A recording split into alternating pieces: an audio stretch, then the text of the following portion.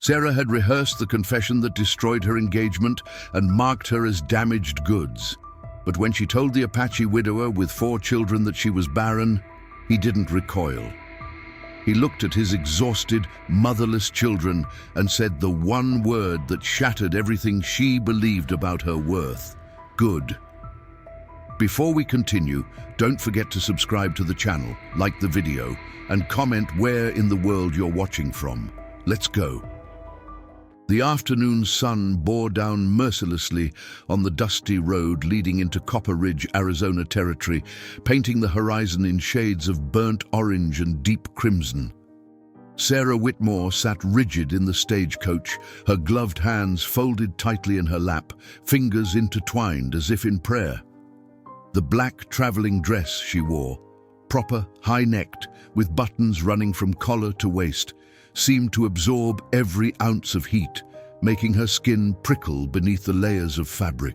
Sweat dampened the hair at her temples despite the modest bonnet shading her face. She was 28 years old, an age when most women already had 3 or 4 children clinging to their skirts. Instead, Sarah carried only a weathered carpet bag containing her few possessions: 2 spare dresses, a worn Bible her mother had given her, a set of primers for teaching, and a small daguerreotype of her parents, both long deceased. Everything she owned could fit in that single bag, a reality that felt both liberating and desperately lonely. The stagecoach lurched over a rut in the road, jolting Sarah forward. She caught herself against the wooden frame, her fingers gripping the edge as dust swirled through the open window. Through the haze, she could see the settlement taking shape. A scattering of adobe buildings with flat roofs, a few wooden structures that looked hastily constructed, and in the distance, the silhouette of a small schoolhouse. That schoolhouse was why she'd come. When the letter arrived 6 months ago in Boston, offering her a teaching position in the Arizona territory, Sarah had stared at it for 3 days before responding. The superintendent, a Reverend Marcus Webb, had been desperately seeking an educated woman willing to relocate to what he called the frontier of civilization. The salary was modest, the conditions uncertain, but it represented something Sarah had stopped hoping for: a fresh start.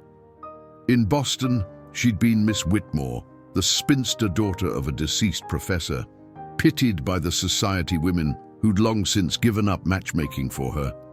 They didn't know her secret, the one that kept her awake at night, the truth that had ended her only courtship 5 years prior when she'd finally confessed it to James Hartford. The look on his face, that mixture of disappointment and relief, still haunted her. He'd wanted children, of course. Every man did. The stagecoach finally rolled to a stop in front of a weathered building with a hand-painted sign reading Webb's General Store and Post Office. Sarah gathered her bag and stepped down onto the wooden platform, her boots kicking up small clouds of dust. The air smelled of sage, leather, and something indefinable. Possibility, perhaps, or simply distance from everything familiar. Miss Whitmore. A portly man in a clerical collar approached, mopping his brow with a handkerchief. "Reverend Webb, welcome to Copper Ridge." "Thank you, Reverend." Sarah extended her hand, which he shook briefly before gesturing toward the town. "The schoolhouse is just there. Small, I'm afraid, but sturdy. We have 14 students currently, ranging from ages 6 to 15. He paused, studying her with an expression she couldn't quite read. "I must warn you, Miss Whitmore, some of our students are unconventional." "Unconventional how?" Webb cleared his throat uncomfortably. "We have several children from mixed families. Apache fathers, white mothers, some full Apache. There was considerable debate about whether they should attend, but I insisted. God's word is for all his children." Sarah felt something shift inside her chest. "I see no issue with that, Reverend. Knowledge belongs to everyone willing to learn." Relief washed over Webb's face. "I knew you were the right choice. Now, about your lodgings." "Miss Webb!" A child's voice cut through the afternoon heat. Sarah turned to see a boy of perhaps 10 years running toward them, his dark hair flying behind him, copper skin glistening with sweat. "Miss Webb, Papa sent me to fetch the new teacher." The boy skidded to a stop, breathing hard, his dark eyes, intelligent and curious, fixed on Sarah. He wore simple cotton trousers and a shirt that had seen better days, but there was something dignified in his bearing. "This is Thomas," Webb said, his tone careful. "Thomas Nashoba. His father runs the largest ranch in the territory." "Thomas," Sarah repeated, kneeling to his eye level despite the dust. "It's a pleasure to meet you." The boy's eyes widened slightly, as if he hadn't expected such a greeting. "Papa says you're gonna teach me to read proper English, says I gotta learn if I'm gonna run the ranch someday." "Then we'd better get started." Sarah smiled, and for the first time since leaving Boston, it felt genuine. "Tell me, Thomas, can you write your name?" The boy nodded enthusiastically. "Papa taught me, and my letters too, most of them." As Reverend Webb led them toward the schoolhouse, Sarah noticed several townspeople watching from doorways and windows, their expressions ranging from curiosity to disapproval. She'd expected that. What she hadn't expected was the flutter of hope in her chest, the feeling that maybe, just maybe, this dusty frontier town could become something more than just an escape. She had no way of knowing then that the boy walking beside her, chattering excitedly about his father's horses, would lead her to a truth she'd never imagined, that the family she'd thought forever beyond her reach was simply waiting in a form she'd never expected. The schoolhouse was smaller than Sarah had imagined, a single room with rough-hewn benches, a pot-bellied stove in the corner, and windows that let in more dust than light. But it was clean, and someone had placed wildflowers in a tin cup on the teacher's desk, a gesture that touched her more than she cared to admit. Her first week passed in a blur of assessments, organizing supplies, and learning the names and faces of her 14 students. Most were children of miners, shopkeepers, and ranchers, wary at first, but gradually warming to her patient manner. Thomas Nashoba proved to be her most dedicated student, arriving early each morning with slate and chalk, eager to learn. It was on Friday afternoon, as the children filed out into the dusty yard, that she first saw Nashoba himself. He stood beside a wagon hitched to 2 sturdy horses, his silhouette framed against the setting sun. Tall and broad-shouldered, he wore simple rancher's clothing, dark trousers, a cotton shirt with sleeves rolled to his elbows, and a wide-brimmed hat that shaded his face. His skin was the color of burnished copper, his features strong and angular, with high cheekbones and a jaw that spoke of both Apache heritage and unmovable determination. 3 children surrounded him. A girl of perhaps 7 clung to his hand, her dark braids adorned with small pieces of blue ribbon. 2 younger boys, twins by the look of them, no more than 5, chased each other around the wagon wheels, laughing with the pure abandon of childhood. "Papa!" Thomas called, running toward them. "Miss Whitmore says I'm reading at a 6th grade level already." Nashoba's face transformed when he smiled at his son, the stern lines softening into something warm and proud. "That's my boy." His voice was deep, accented slightly, each word carefully pronounced. He removed his hat as Sarah approached, revealing thick black hair pulled back at the nape of his neck. "Mr. Nashoba." Sarah extended her hand, which he shook briefly, his palm calloused and work-roughened. "Thomas is an excellent student. You've done well teaching him." "My wife," he paused, the words catching slightly. "My late wife, Mary, began his education. I've tried to continue." An awkward silence fell between them. Sarah had heard the story from Reverend Webb. Mary Nashoba, a white woman from California, had died in childbirth 2 years ago, along with the baby she'd been carrying. The tragedy had left Nashoba alone with 4 young children and a ranch that demanded constant attention. "Papa, this is Miss Whitmore," Thomas said, filling the quiet. "She's from Boston. She knows about history and literature and mathematics." "Thomas." Nashoba's hand settled gently on his son's shoulder. "I'm sure Miss Whitmore would like to go home and rest." "Actually," Sarah heard herself say, "I'd very much like to meet the rest of your family properly." The little girl stepped forward, suddenly brave. "I'm Lucy. I'm 7. These are my brothers, Samuel and Daniel. They're troublemakers." "We are not," one of the twins protested, but his grin suggested otherwise. Nashoba's expression shifted, surprise flickering across his features before settling into something more guarded. "Miss Whitmore, you don't need to—" "I'd like to," Sarah interrupted gently.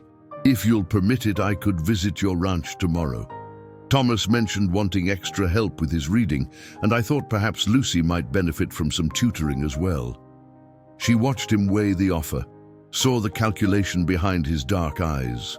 The town had made its opinion of his family clear enough. Mixed blood, Apache father, motherless children. Most respectable women wouldn't be caught alone with him, let alone visit his home. But something in Sarah's steady gaze must have convinced him, because he nodded slowly. "Tomorrow afternoon, then. Thomas can show you the way." "Thank you, Mr. Nashoba." As they loaded into the wagon, Thomas proudly taking the seat beside his father, the younger children settling in the back, Sarah noticed several townspeople watching from across the street. Mrs. Henderson, the banker's wife, whispered something to Mrs. Pruitt, both women's faces pinched with disapproval. Sarah turned her back on them and walked toward her small room above the general store. She'd come to the Arizona territory to escape judgment, not to court it. Yet something about those 4 children, the way Lucy held her father's hand with such trust, the way Thomas's eyes shone with intelligence and hunger for knowledge, the way the twins played with uncomplicated joy, called to something deep within her. That night, Sarah lay awake in the narrow bed, listening to the unfamiliar sounds of the frontier town, settling into darkness. She thought about James Hartford's face when she'd told him the truth, the way his sympathy had felt like a knife. She thought about the years of pitying looks in Boston, the assumption that her life was somehow incomplete, broken. But here, in this dusty room, thousands of miles from everything familiar, Sarah felt something shift. Perhaps there were different ways to build a family. Perhaps the children already here, already waiting, needed her just as much as any child she might have borne. Tomorrow, she would visit the Nashoba ranch. Tomorrow, she would take the first step into a future she couldn't yet imagine. The Nashoba ranch sprawled across a valley, 15 miles outside Copper Ridge, accessible by a winding path that cut through red rock formations and sage-covered hills. Thomas rode ahead on a spotted mare, occasionally turning back to make sure Sarah's borrowed horse was keeping pace. The September sun climbed steadily, but a breeze from the mountains kept the heat bearable. "There!" Thomas pointed as they crested a rise. Sarah pulled her horse to a stop, breath catching in her throat. Below them, the ranch spread out like something from a dream. A sturdy adobe house with a wide covered porch stood at the center, surrounded by corrals, a barn, and several smaller outbuildings.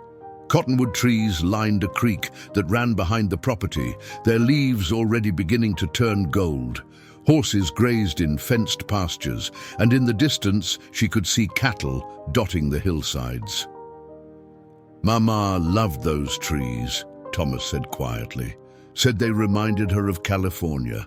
Sarah's throat tightened. "It's beautiful, Thomas." As they rode down into the valley, Lucy appeared on the porch, waving both arms above her head. "She's here! Papa! Miss Whitmore's here!" Nashoba emerged from the barn, wiping his hands on his trousers. He'd forgone his hat, and Sarah noticed for the first time the silver that threaded through his black hair at the temples. He couldn't have been more than 35, but the lines around his eyes spoke of hard work and harder losses. Miss Whitmore. He helped her dismount with easy strength, his hand steady at her waist for just a moment before he stepped back. Welcome. Thank you for having me, Mr. Nashoba. Just Nashoba, please. Something flickered in his dark eyes, amusement perhaps, or Nash as the children call me. Lucy grabbed Sarah's hand, already pulling her toward the house. Come see. We cleaned everything. Thomas made me dust 3 times. The interior was simpler than Sarah expected, but lovingly maintained. Woven rugs covered the wooden floors. Whitewashed walls held shelves lined with books, more books than many homes in Boston possessed. A large table dominated the main room, scarred from use but scrubbed clean. Through an open doorway, Sarah glimpsed a kitchen with copper pots hanging from hooks. But what caught her attention was the mantel above the fireplace. A painting hung there, a young woman with light brown hair and warm eyes, her expression captured mid-laugh. Mary Nashoba, Sarah realized. Around the painting, the children had arranged treasures: a blue ribbon, smooth river stones, a bird's nest, wildflowers in a jar. Mama, Lucy said simply, following Sarah's gaze. We talk to her sometimes. Tell her about our days. Sarah's eyes burned. That's lovely, Lucy. The twins thundered in from outside, tracking dirt across the floor Nashoba had just swept. Miss Whitmore, want to see our fort? Papa helped us build it. After lunch, Nashoba said firmly. Samuel, Daniel, wash your hands. Thomas, help me bring in the food. Lunch was simple: bread, cold chicken, cheese, and fresh tomatoes from the garden. But there was something precious about sitting at that table, watching Nashoba cut Lucy's chicken into smaller pieces, listening to Thomas explain the book he was reading, hearing the twins chatter about a lizard they'd found. This was a family, imperfect, grieving, but whole in its own way. After the meal, Sarah spread her teaching materials on the porch while Nashoba worked nearby, mending a saddle. Lucy proved as bright as her brother, already reading simple sentences and hungry for more. The twins were too young for formal lessons, but they sat close by, drawing pictures in the dirt with sticks. Tell me about Boston, Lucy said suddenly, setting down her primer. Is it very grand? Sarah considered her answer carefully. It's different. Tall buildings, cobblestone streets, lots of people, but I think I prefer the sky here. You can see so much farther. Did you have students there? A few. I tutored children in their homes. Why did you come here? Lucy's question was innocent, but it landed like a stone in still water. Sarah felt Nashoba's attention shift, though he didn't look up from his work. I wanted a fresh start, she said finally. Sometimes people need that. Like Papa, Lucy said matter-of-factly. After Mama died, lots of people were mean, said things about us being half-breeds. She pronounced the ugly word without understanding its full weight. But Papa said we're just us, and that's enough. Sarah's hands stilled on the pages of the primer. Across the porch, Nashoba had stopped working entirely, his jaw tight. Your papa is right, Sarah said gently. You're Lucy Nashoba, and that's more than enough. The little girl beamed and returned to her reading. Later, as Sarah prepared to leave, Nashoba walked her to where Thomas held her horse. The afternoon sun gilded the valley, turning everything soft and golden. Thank you, Nashoba said quietly, for what you said to Lucy. I meant it. He studied her face, and Sarah felt the weight of that gaze, searching for something. Not many people in town would come here, would sit at my table. Then they're missing out. Sarah surprised herself with the firmness in her voice. You have a beautiful home, Mr. Nashoba, and wonderful children. Nash, he corrected softly. If you're to be their teacher, you should call me Nash. Sarah nodded, something warm unfurling in her chest. Nash then. I'd like to come back next week if that's acceptable. It would be more than acceptable, Miss Whitmore. Sarah, she offered, if we're to be informal. His smile was slow, but when it came, it transformed his entire face. Sarah. As she rode back toward Copper Ridge with Thomas, Sarah found herself already counting the days until she could return. The weeks that followed fell into a rhythm that felt almost too perfect to last. Every Saturday afternoon, Sarah rode out to the Neshoba ranch, her saddlebags filled with books, slates, and supplies. Thomas would meet her halfway, eager to discuss whatever he'd been reading. Lucy waited on the porch, primer already open. Even the twins began to recognize letters, tracing them in the dust with their fingers, but it was more than teaching. Sarah found herself staying for supper, helping Lucy set the table while Nash cooked. She mended tears in the boys' shirts while they played in the yard. She listened to Thomas read aloud by lamplight, his voice growing more confident with each passage. And slowly, without quite meaning to, she became woven into the fabric of their days. You're good with them, Nash said one evening, as they watched the children chase fireflies in the gathering dusk. They sat on the porch steps, close enough that Sarah could smell sage and leather, the scent she'd come to associate with him. They're easy to love. Nash turned to look at her, something shifting in his expression. Mary used to say that children made it easy if you let them. It was the first time he'd spoken his late wife's name directly to Sarah. She treaded carefully. She sounds like she was wise. She was. He paused, his gaze returning to the children. She was also stubborn as a mule and couldn't cook worth a damn, but she loved these children with everything she had. His voice grew rough. I watch you with them, and sometimes, he stopped himself. Sometimes what? Sometimes I see her smile in Lucy's face. Thomas has her determination. The twins got her mischief. He rubbed a hand over his face. I thought I'd never find anyone who could love them like she did, who wouldn't see them as something to tolerate, but as treasures, Sarah finished softly. Their eyes met and held. In the fading light, Nash's face was all plains and shadows, but his expression was open, vulnerable in a way that made Sarah's heart stutter. Sarah, he began, but Lucy's voice cut through the moment. Miss Whitmore, come catch fireflies with us. The spell broke. Sarah rose, smoothing her skirts, and joined the children. But she could feel Nash's gaze following her, heavy with something unspoken. In town, however, the whispers had grown louder. Mrs. Henderson made a point of asking Sarah in front of the entire Ladies' Aid Society whether she thought it appropriate for an unmarried woman to spend so much time alone with a man, especially that kind of man. Sarah had set down her teacup with deliberate care. Mr. Neshoba is a respected rancher and a devoted father.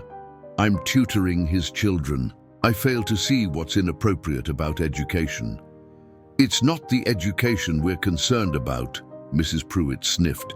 It's the appearance of things. People talk. Then perhaps, Sarah replied evenly, people should find more productive uses for their time. She'd left shortly after, but the encounter rattled her more than she cared to admit. Not because she doubted her own actions, but because she'd realized something troubling.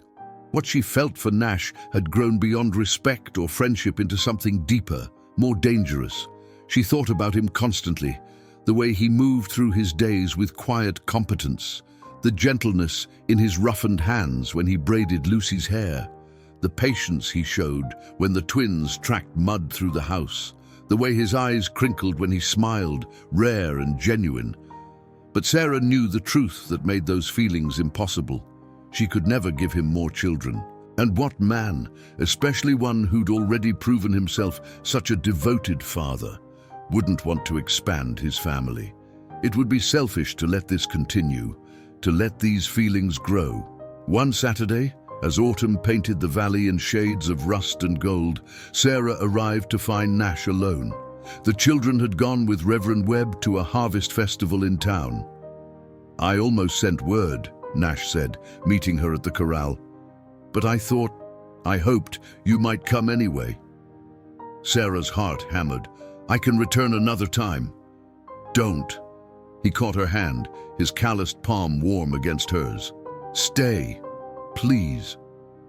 They walked together toward the creek, the cottonwood leaves rustling overhead like whispered secrets. Nash seemed to be gathering his words, his jaw working. "Sarah, I need to tell you something. Ask you something." This was it. The moment she'd been dreading and hoping for in equal measure. Sarah felt her throat close. She had to tell him first, had to stop this before it went any further, before she broke both their hearts. "Nash, wait. There's something you need to know about me." She pulled her hand from his, wrapping her arms around herself. "Something that makes any future between us impossible." He stopped walking, his brow furrowing. "What do you mean?" Sarah forced herself to meet his eyes, though shame burned in her chest. "I can't have children, Nash. An illness when I was young." Her voice cracked. "I'm barren. I can never give you more children, never give you—" "Good!" The word hung in the air between them, so unexpected that Sarah thought she'd misheard. "What?" Nash's expression softened into something tender, almost amused. "Good," he repeated, stepping closer. "I've got enough kids for both of us, Sarah." Sarah stared at him, certain she'd misunderstood. The confession that had ended her engagement to James, that had marked her as incomplete in Boston society, that had weighed on her heart like a stone, he'd just dismissed it with a single word. "You don't understand," she said, her voice trembling. I understand perfectly." Nash took both her hands in his grip firm and steady. "Sarah, look at me." She forced herself to meet his eyes, expecting to see pity or resignation. Instead, she found only warmth and something that looked dangerously like relief. "What my children need," he said carefully, "isn't more brothers and sisters. They need someone who sees them not as burdens or curiosities, but as the remarkable people they are. Someone who'll read with Thomas until her voice goes hoarse. Someone who'll let Lucy practice her letters for the 100th time without losing patience. Someone who'll laugh when the twins track mud through the house because they were too excited about a frog to remember their boots." Tears spilled down Sarah's cheeks. "Nash, I've been terrified," he continued, his own voice rough, "that you'd meet some proper gentleman in town, someone who could offer you a traditional family, a respectable name. I'm a widower with 4 children and Apache blood. Most women wouldn't look twice at me." "Most women are fools," Sarah whispered. His laugh was soft, disbelieving. "Sarah Whitmore, I'm trying to court you properly here, and you're making it difficult." "Court me?" Her heart was racing so fast she felt dizzy. "If you'll have me." He brought her hands to his lips, pressing a kiss to her knuckles. "I'm not a rich man. The ranch does well, but there's always work to be done. The children are wonderful, but they're also exhausting, and the town," his jaw tightened. "The town will make things hard for you." "The town already does," Sarah said, finding her voice. "I don't care about them, Nash. I care about—" She stopped, the words catching in her throat. "About what?" He stepped closer, his hands releasing hers to cup her face gently. "About you. About Thomas and Lucy and Samuel and Daniel. About this life you've built here." She closed her eyes, leaning into his touch.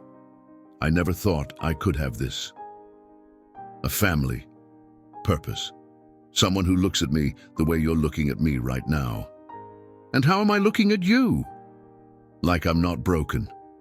Nash's thumb brushed away her tears. "Sarah, you were never broken. You're exactly what we needed."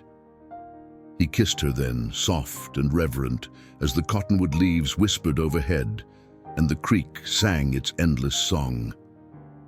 Sarah felt something inside her shift and settle, like a bone finally set right after years of misalignment.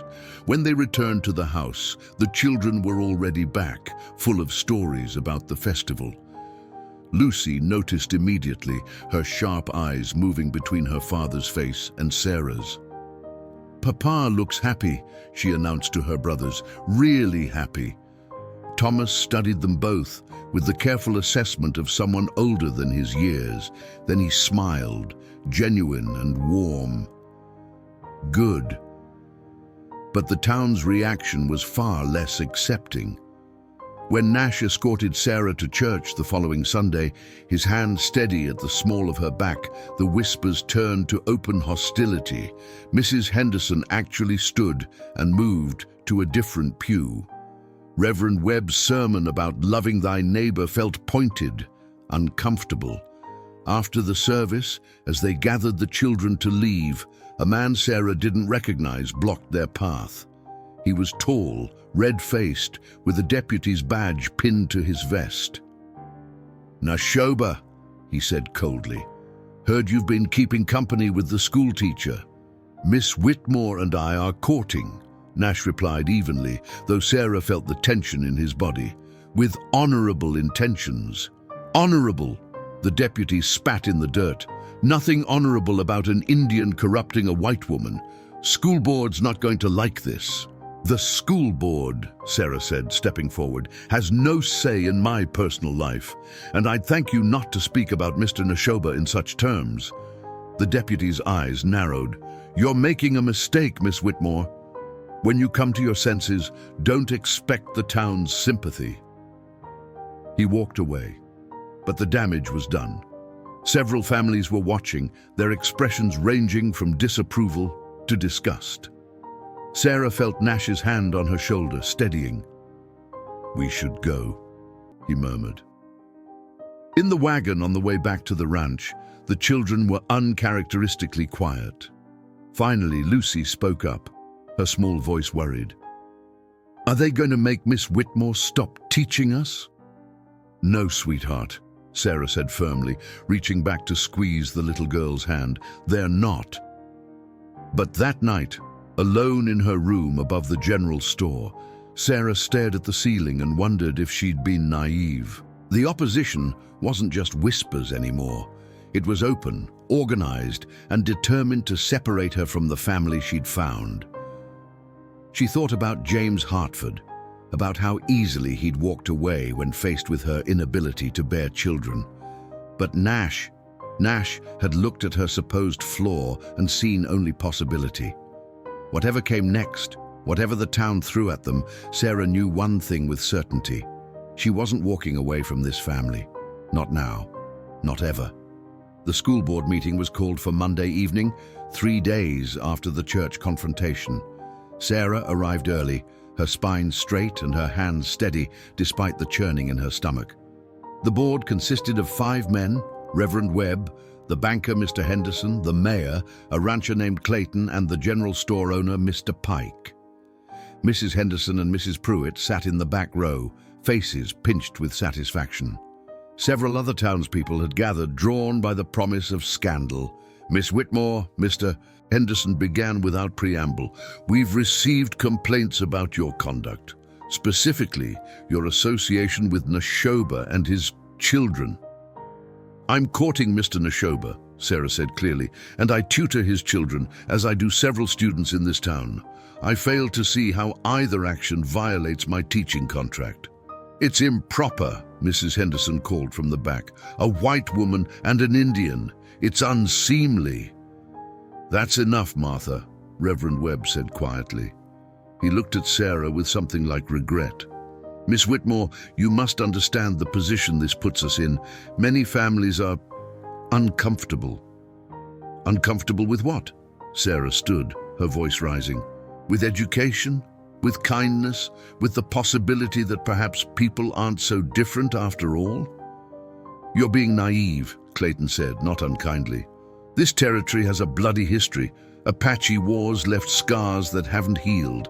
People see Nashoba and they see "A man who builds things instead of destroying them," Sarah interrupted. "A father who reads to his children every night.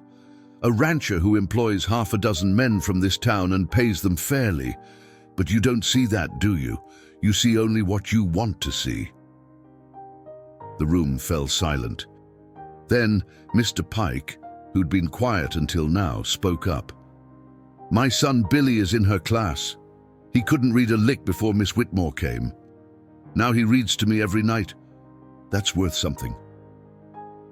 "It's worth everything," Sarah said softly.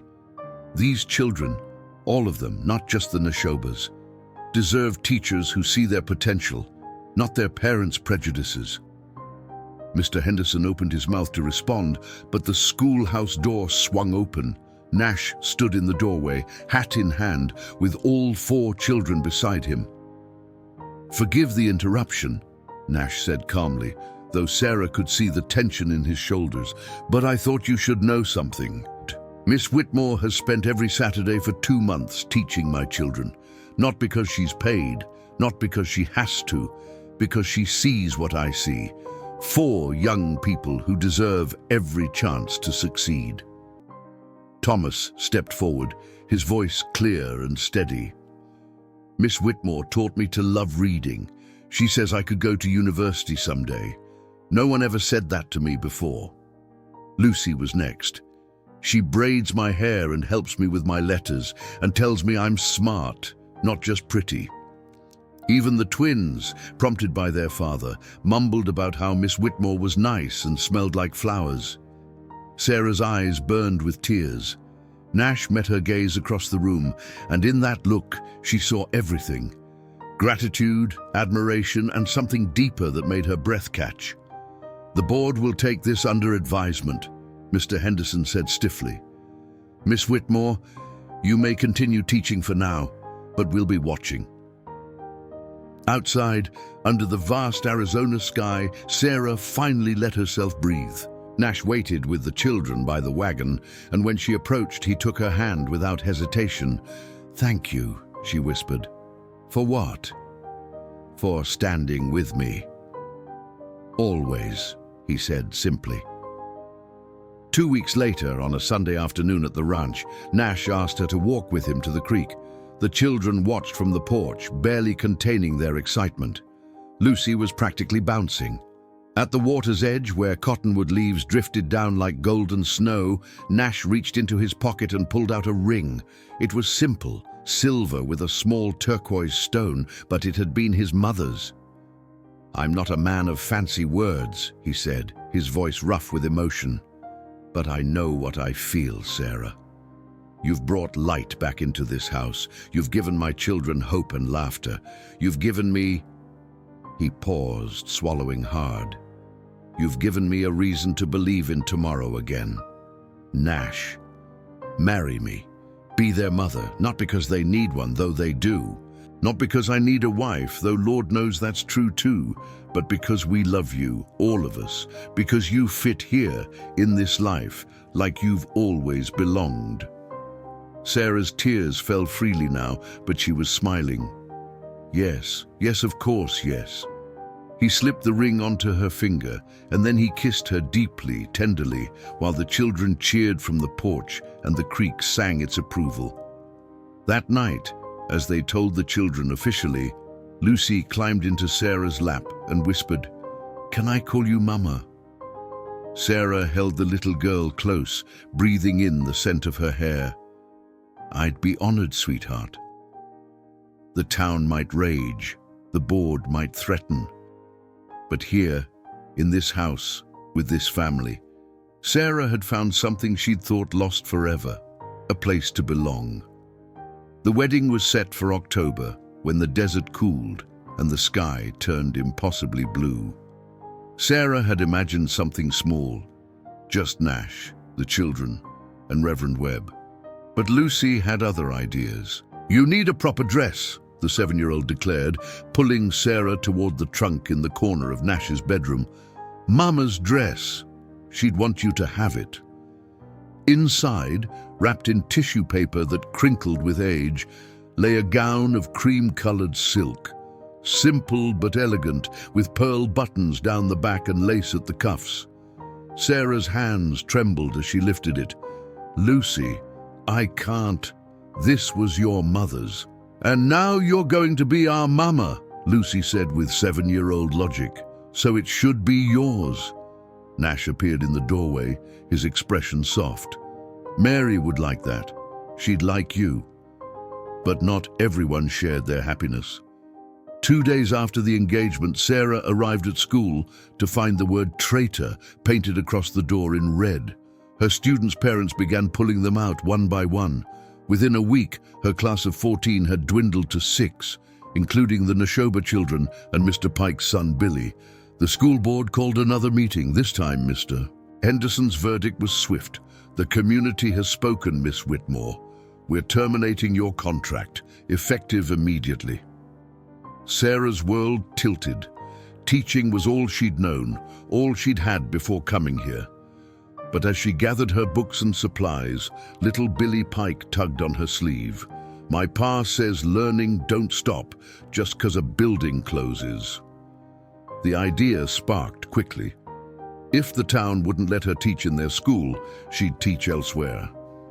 Nash immediately offered the ranch, and within days, 6 desks had been set up in the large front room. The curriculum continued, and 3 more families, Mexican ranchers who'd also faced the town's prejudice, sent their children. "You've started something," Nash said one evening, watching Sarah work with a student while his own children studied nearby. "Something bigger than a schoolhouse." But the real test came on a cold November morning, 2 weeks before the wedding. Thomas had ridden into town for supplies when his horse threw a shoe. He'd been walking the animal to the blacksmith when the deputy and 2 other men cornered him in an alley. Nash found him 3 hours later, beaten and bloodied, left behind the saloon. The boy's lip was split, one eye swollen shut, and his hands, his beautiful book-loving hands, were bruised and scraped. Sarah was teaching when Nash carried Thomas inside. She dropped the primer she'd been holding, her face draining of color. "Oh God, Thomas." "I'm okay, Miss Whitmore," the boy mumbled through his damaged lip. "I didn't fight back, just like Papa taught me." "You did right," Nash said, his voice tight with controlled fury as he settled Thomas on the sofa. "You did exactly right." Sarah's hands shook as she cleaned Thomas's wounds, but her voice remained steady, soothing. She talked to him about the book he'd been reading, about the essay he'd written on astronomy, about anything to keep his mind off the pain. Lucy brought clean cloths. The twins sat quietly, their usual energy subdued. It was Samuel, or perhaps Daniel, they were still hard to tell apart, who climbed into Sarah's lap later and whispered, "Are you scared, Miss Whitmore?" She could have lied, should have lied to protect them. Instead, she held him close and told the truth. "Yes, sweetheart, I'm scared. But being brave doesn't mean you're not scared. It means you keep going anyway." That night, after the children were asleep, Nash found Sarah on the porch, staring at the stars. He sat beside her, close enough that their shoulders touched. "We could leave," he said quietly. "Go to California. Start over somewhere they don't know us." Sarah turned to look at him, this man who'd already lost so much, who was offering to lose even more for her peace of mind. "No." "Sarah, no," she repeated firmly. "This is our home. These are our children. We don't run from people who hate what they don't understand. We show them something better." She took his hand, lacing their fingers together. "Your son took a beating today and didn't raise his fist. That's strength, Nash. That's character. That's what we're building here." "They hurt my boy." His voice cracked. "I know." She leaned her head against his shoulder. "And it breaks my heart too. But we win by living well, by loving hard, by being exactly who we are." 2 days later, Mr. Pike appeared at the ranch with his wife and Billy. He stood in the doorway, hat in hand, looking uncomfortable. "Miss Whitmore, we wanted to apologize for the board's decision, for what happened to Thomas. This town's got ugliness in it, but that don't mean we all carry it. He shifted his weight. My wife makes a fine wedding cake if you'd accept it, and I'd be honored to stand with Neshoba at the ceremony. Show folks where we stand. The morning of the wedding dawned clear and cold, the kind of October day when the Arizona sky stretched endlessly blue. Sarah woke before sunrise in the ranch's guest room, her heart racing with anticipation and nerves. Through the thin walls, she could hear the children already awake, their excited whispers carrying. "Do you think she'll like the flowers?" Lucy's voice. "Of course she will. We picked them special." Thomas, trying to sound grown up. "I'm gonna throw petals. One of the twins, probably Samuel. Me too. Daniel, not to be outdone." Sarah smiled, pressing her palm against the door. Her children. In a few hours, that would be official. Lucy and Mrs. Pike helped her dress, the cream silk settling over her shoulders like a blessing. The gown fit perfectly. Mary Neshoba had been nearly Sarah's size. As Mrs. Pike fastened the pearl buttons, Sarah studied herself in the mirror. She looked different than she had in Boston. Sun-kissed, stronger, alive in a way she'd never been before. "You're lovely, dear," Mrs. Pike said softly. "And you're doing a brave thing. I'm marrying the man I love. There's nothing brave about that. In this town, with these people," Mrs. Pike met her eyes in the mirror. "That's the bravest thing I've ever seen." The ceremony was to be held at the ranch, under the cottonwood trees by the creek. Reverend Webb had agreed to officiate, though Sarah knew it cost him politically. As she walked from the house toward the gathered crowd, Nash's hand at her elbow, she took stock of who had come. Mr. Pike and his family. 3 Mexican ranching families, a handful of Nash's ranch hands, a few townspeople Sarah recognized from church, looking uncomfortable but present. And there, standing apart with crossed arms and hostile expressions, Deputy Miller and a group of men who'd clearly come to make their displeasure known. But Sarah's attention fixed on Nash, waiting beneath the trees. He wore a dark suit, his hair pulled back. His expression when he saw her, wonder, love, gratitude, made her breath catch. Beside him stood Thomas, looking older than his 10 years in borrowed Sunday clothes. The children stood at the front. Lucy held a bouquet of wildflowers, beaming. The twins fidgeted but stayed mostly still. As Sarah reached Nash's side, he took her hands, and she felt the calluses, the strength, the steadiness that had come to mean home. Reverend Webb began the ceremony, his voice carrying over the murmur of the creek. But halfway through, Deputy Miller stepped forward. "This is a mistake," he called out. "A white woman marrying an Indian? It's against nature, against God." The gathered crowd shifted uncomfortably. Sarah felt Nash tense beside her, but before either of them could respond, Thomas stepped forward. "My mama was white," the boy said clearly, his bruised face lifted with dignity. "My papa is Apache. That makes me both. Are you saying I'm a mistake? That my brothers and sisters are mistakes?" "Boy, you don't understand." "I understand plenty." Thomas's voice grew stronger. "I understand that Miss Whitmore saw 4 kids who needed a mother and loved us anyway. I understand my papa works harder than any man in this territory. And I understand that people like you would rather hate than learn." Lucy moved to her brother's side, then the twins. They stood together, a united front, while Sarah's heart swelled so large she thought it might burst. Mr. Pike stepped forward next. "The boy's right. I've known Neshoba for 5 years. He's an honest man, a good neighbor and a better father than most. If you can't see that, Miller, that's your failing, not his." One of the Mexican ranchers spoke up in accented English. "Miss Whitmore teach my children when no one else would. She's good woman. This is good family." Slowly, others began to nod. Not everyone. Some of Miller's group left, muttering. But enough stayed that when Reverend Webb asked if anyone objected to the union, the silence that followed was answer enough. "Then by the power vested in me," Webb said with a small smile, "I now pronounce you husband and wife." Nash kissed her as the children cheered and the cottonwood leaves drifted down like blessings. When they pulled apart, Lucy grabbed Sarah's hand. "You're really our mama now," she said, wonder in her voice. "I really am." The celebration that followed was modest but joyful. Mrs. Pike's cake was delicious. The children ran wild. And when Sarah danced with Nash under the darkening sky, she felt the weight of a year's struggles lift. Winter settled over the valley with unexpected gentleness. Sarah fell into the rhythms of ranch life, cooking breakfast before dawn, teaching lessons at the long table, mending clothes by lamplight while Nash read aloud.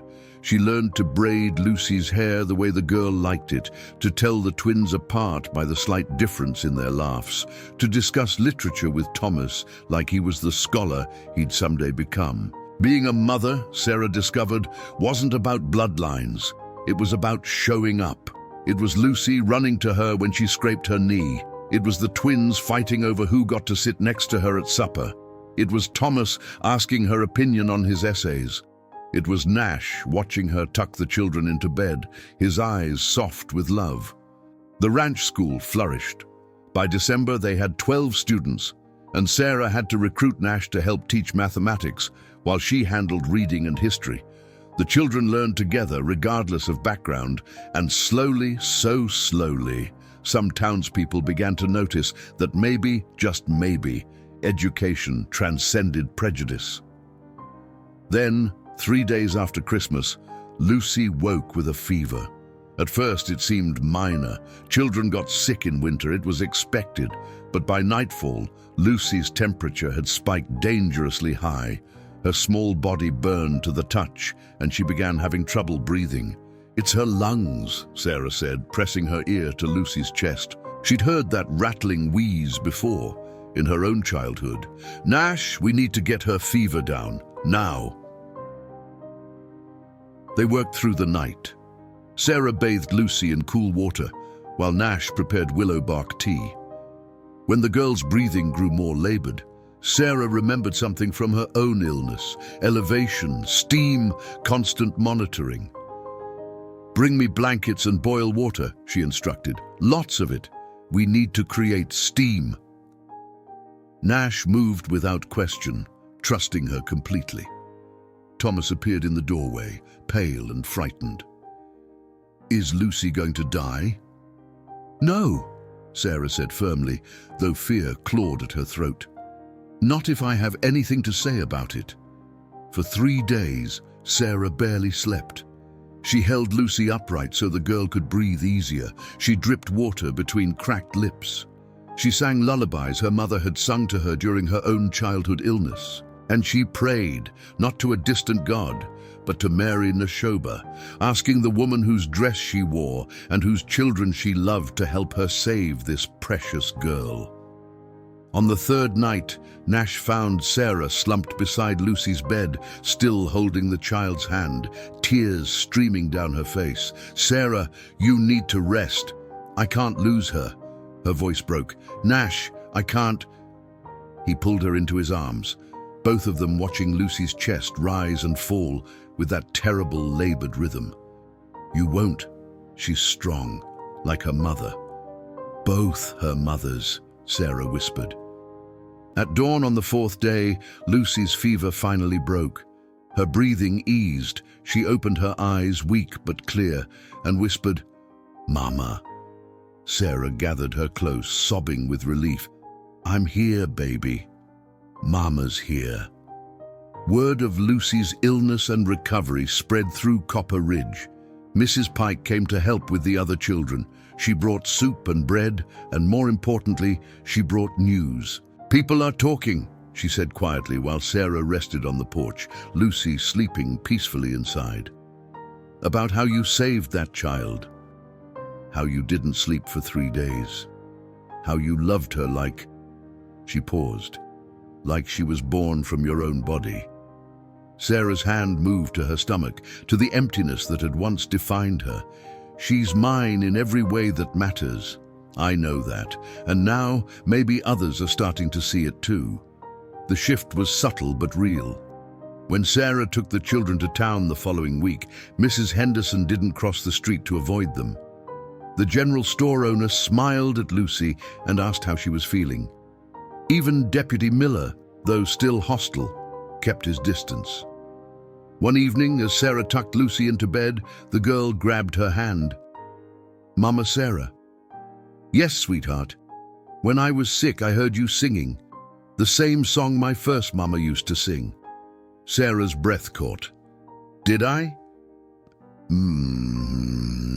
She taught it to you, I think, while you were taking care of me."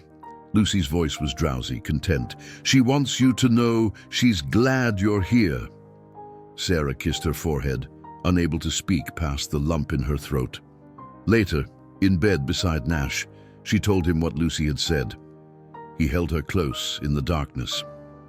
"Mary knew," he murmured, "even before I did.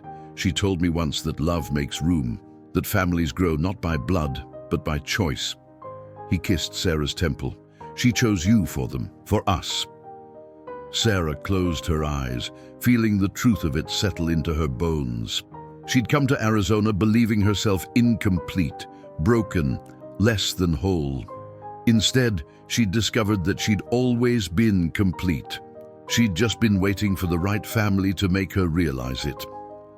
Spring arrived 18 months after the wedding, painting the valley in shades of green and gold that seemed impossibly vibrant. Sarah stood on the porch of the ranch house, watching Nash work with the horses in the corral while the children played nearby. The scene was so ordinary, so beautifully mundane, that it made her throat tight with gratitude. The ranch school now had 23 students. The town had officially recognized it, even providing some funding.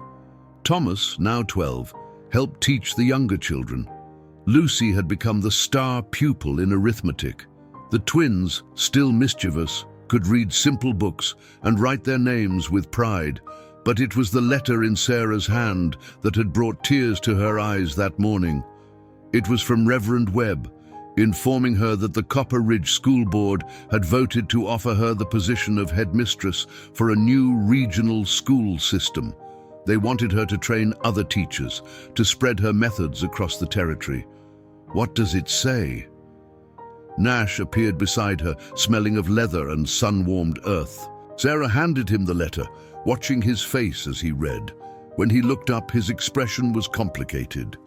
Pride mixed with concern. "This is a tremendous opportunity," he said carefully. "You'd be shaping education for the whole territory." "I would." Sarah took his hand. "From right here, I told them my condition for accepting that my primary responsibility remains our ranch school and our children. They agreed." "Our children." Nash smiled, pulling her close. "I still remember the day you arrived, this prim Boston lady in black, looking like the desert might swallow her whole. I remember a widower with 4 impossible children and the saddest eyes I'd ever seen. Not anymore." He kissed her forehead. "Thanks to you." "Thanks to all of us," Sarah corrected. "We built this together." That afternoon, the whole family rode into Copper Ridge. The town had organized a spring festival, and for the first time, the Neshobas had been specifically invited. As they walked down the main street, Sarah's hand in Nash's, the children running ahead, people greeted them by name. Mrs. Henderson even smiled at Lucy. At the festival grounds, Thomas entered a reading competition and won. Lucy sold drawings she'd made, raising money for new school supplies. The twins competed in a 3-legged race and fell spectacularly, laughing the entire time. Deputy Miller was there, standing apart, his expression still sour, but he didn't approach, didn't make trouble. The town had moved on, with or without his approval. As the sun began to set, painting the sky in brilliant oranges and pinks, Mayor Clayton approached Nash and Sarah. "Mrs. Neshoba, "Mr. Nashoba, I wonder if I might have a word." They stepped aside, and the mayor cleared his throat uncomfortably. "I owe you both an apology. The board, the town, we were wrong. What you've built here, the example you've set..." He paused. "My grandson attends your school. He comes home speaking some Apache, some Spanish, reading books I've never heard of. He's learning that different doesn't mean less. That's important." "Thank you, Mayor," Sarah said softly. "That means a great deal." After he left, Nash turned to Sarah. "Do you ever regret it? Leaving Boston, coming here, taking on 4 half-wild children?" Sarah looked at their family. Thomas helping Lucy hang a banner, the twins trying to convince another boy to trade candy, all of them healthy and happy and whole. She thought about the woman she'd been, believing herself broken because she couldn't bear children. She thought about the family she'd found instead, the one that had chosen her as much as she'd chosen them. "Regret?" She laughed, the sound full and genuine. "Nash, I spent years thinking my life was over because of something I couldn't do. I thought family meant pregnancy and birth and biology. But these children..." Her voice caught. "They taught me that family is about showing up every single day. It's about braided hair and multiplication tables and staying up all night when someone has a fever. It's about choosing each other, over and over again." Nash cupped her face in his hands. "I love you, Sarah Nashoba. I love you too, all of you." She looked at the children again. "Every single day, I wake up grateful that your path crossed mine, that you saw past what I couldn't give and recognized what I could." As darkness fell and lanterns were lit across the festival grounds, the family gathered together. Thomas wanted to discuss a book he'd read. Lucy wanted to show them a new drawing. The twins wanted honey cakes. And Sarah, surrounded by the noise and chaos and impossible love of her children, felt more whole than she'd ever felt in her life. That night, back at the ranch, as Sarah tucked Lucy into bed, the little girl looked up at her with serious eyes. "Mama Sarah, when I grow up, I want to be like you." "Like me how, sweetheart?" "Strong, kind, someone who helps people learn." Lucy smiled sleepily. "Someone who knows that family isn't about who you're born to, but who you choose to love." Sarah kissed her goodnight, her heart so full it ached. In the next room, she could hear Nash reading to the twins. Thomas was at the kitchen table, studying by lamplight. This was her family. Not the one she'd imagined in Boston, but the one she'd found in the Arizona desert. And it was perfect.